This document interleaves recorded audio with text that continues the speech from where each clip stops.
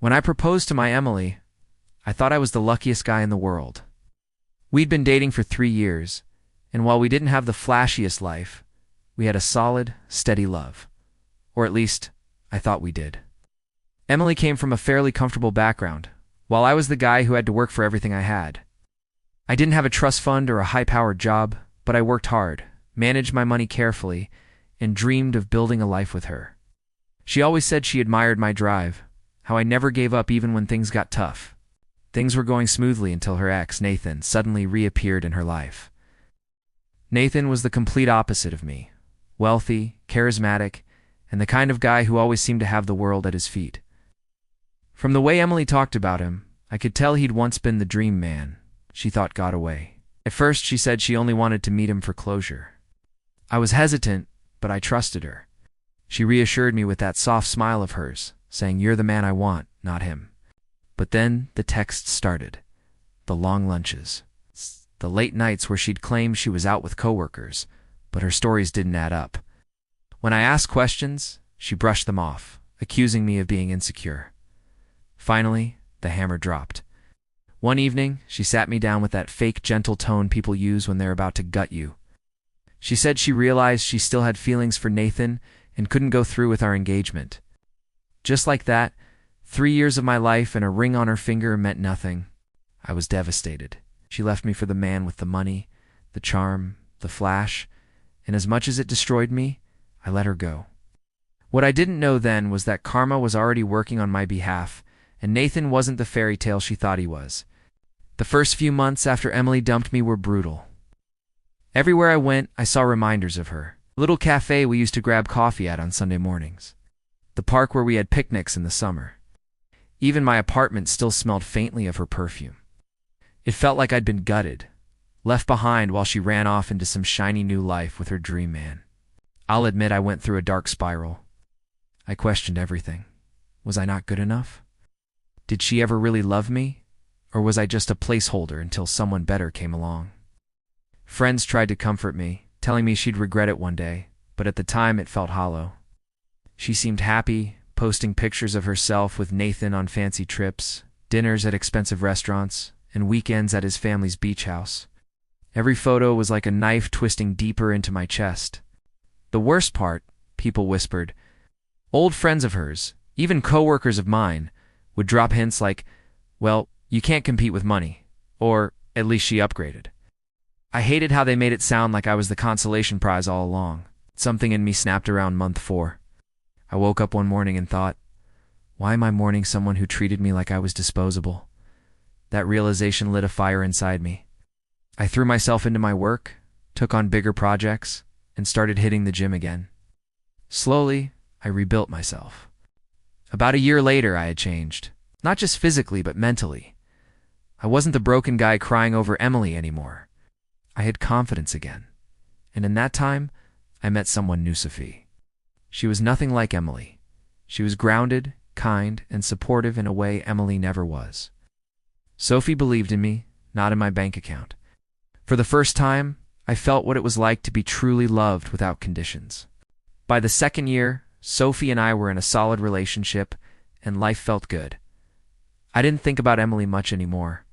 She was a chapter I had closed. But then, 3 years after our breakup, Emily came back into my life, out of nowhere. It started with a message on Facebook. She wrote, "Hey, I know this is random, but can we talk?" I almost laughed when I saw it. Why would she want to talk to me now?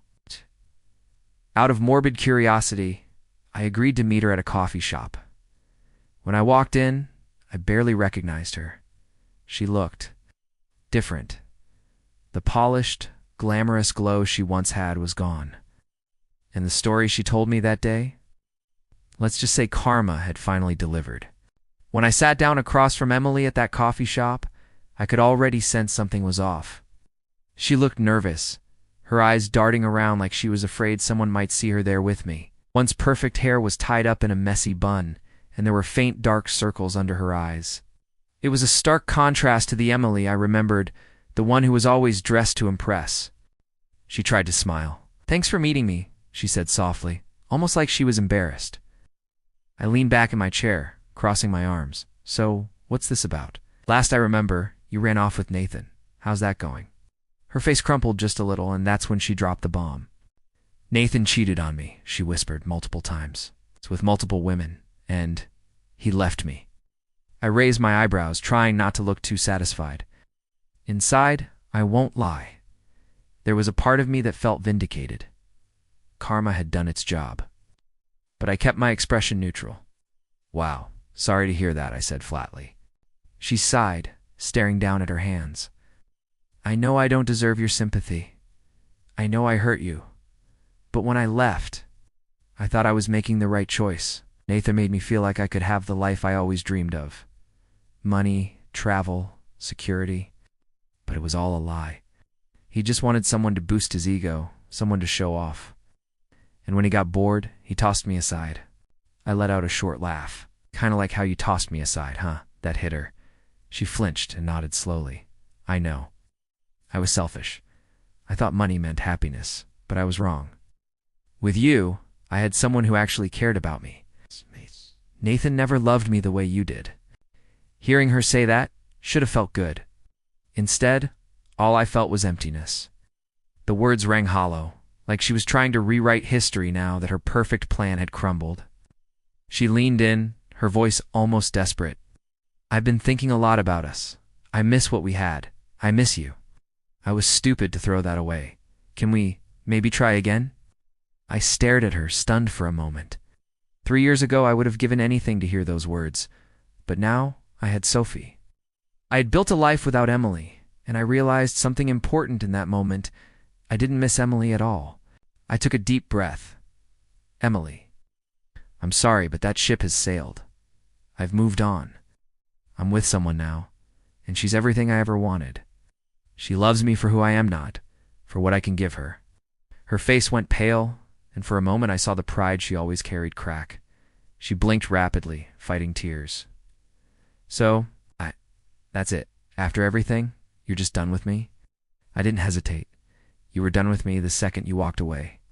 Actions have consequences, Emily. She sat back, defeated. For the first time, Emily had nothing left to say.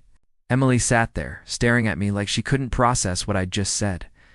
For years, she'd always been the one in control, whether it was in arguments, decisions, or relationships. But now, sitting across from me, she looked small, vulnerable, defeated. She finally spoke, her voice shaky. I made a mistake, okay? A huge one, but people make mistakes. Doesn't everyone deserve a second chance? I took a slow sip of my coffee before answering. Some mistakes can be fixed, Emily. Others, they change everything. What you did wasn't just a mistake, it was a choice. You chose him over me. You chose money over love. It's not something I can just forget. Her lips trembled, and for a second, I thought she might break down right there. Instead, she leaned forward, almost pleading. I know I don't have the right to ask this, but please, just think about it.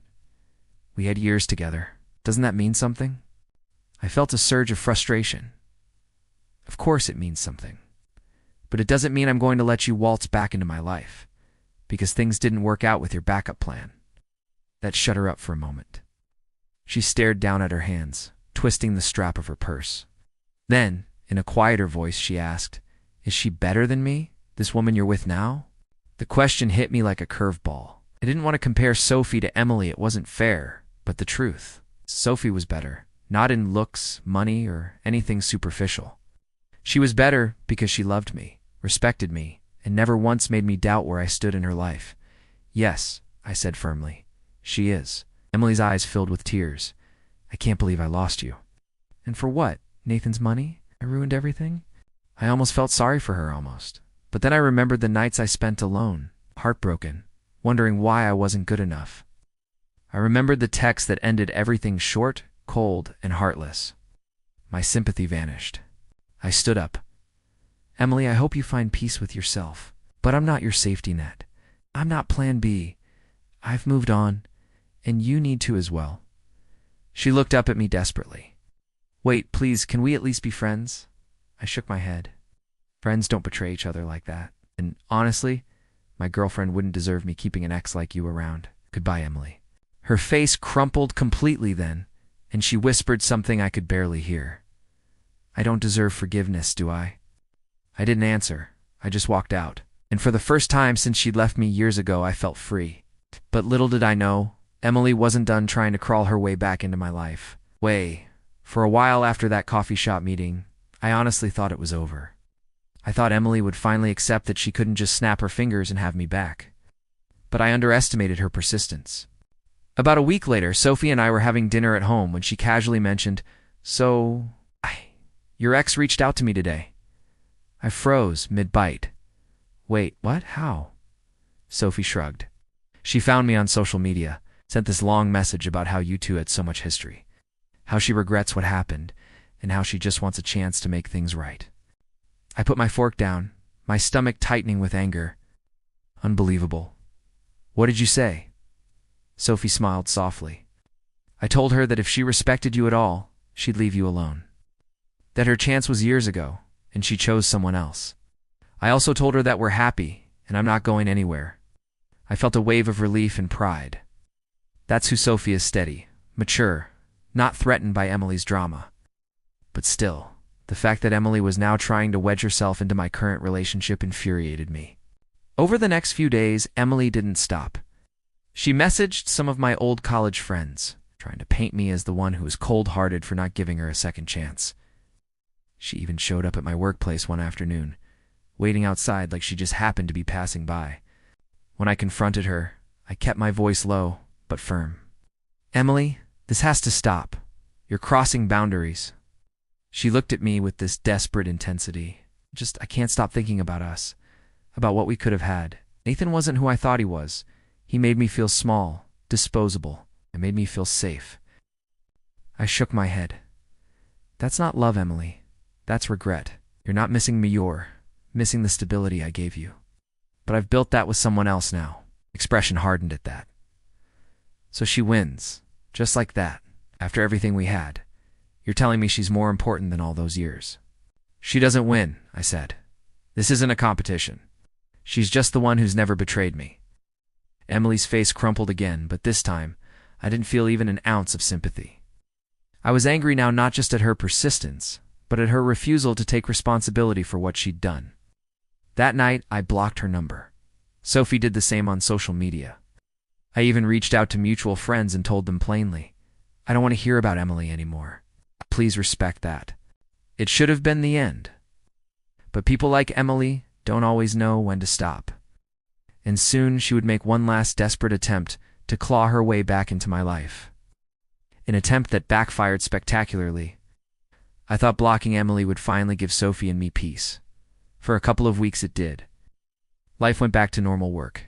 Evenings at home, making plans for a vacation together. But then, Emily pulled her final stunt. It was Sophie's birthday. We'd booked a nice dinner at one of her favorite restaurants. Halfway through our meal, I noticed Sophie staring past me with wide eyes. I turned, and there was Emily standing at the entrance, scanning the room until her gaze locked onto me. My heart sank. "You've got to be kidding me," I muttered. She walked straight toward our table, completely ignoring the awkward stares of other diners. "Can we talk?" she demanded, her voice trembling but loud enough to draw attention. Sophie immediately spoke up. "Emily, this is inappropriate. Please leave." But Emily wasn't listening. She looked only at me. "Please, just hear me out. I made a mistake, the biggest mistake of my life. I thought chasing money and comfort was what I wanted, but it destroyed me. And the whole time, I kept thinking about you, about us." Her voice cracked, tears welling up. I could feel eyes on us from all around the restaurant. People were whispering. I clenched my fists under the table, my patience gone. "Emily," I said, keeping my voice even but firm, "you ended things years ago. Humiliated me, you shattered my trust, and you chose someone else over me. That's a choice you don't get to take back, just because it didn't work out."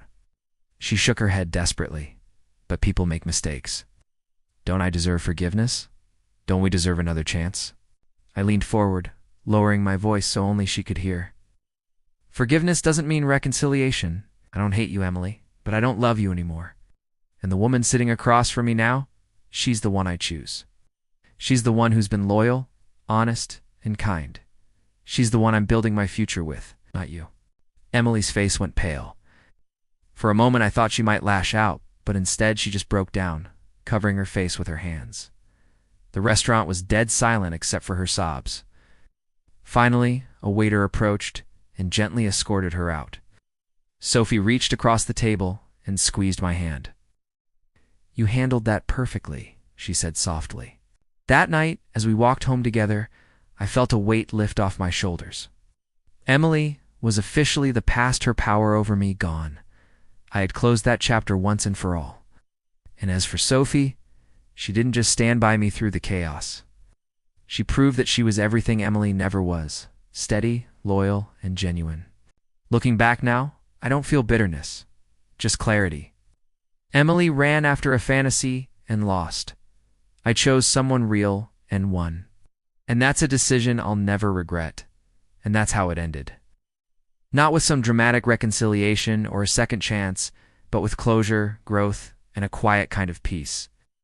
Emily chased something shiny and lost what was real. I built something steady, honest, and lasting with someone who truly sees me. If you've ever been in a place where it felt like your world was falling apart, just remember, sometimes the heartbreak is the beginning of the rebuild, and what comes after might just be better than anything you ever imagined. Share your thoughts, drop a comment, give it a like, and subscribe for more.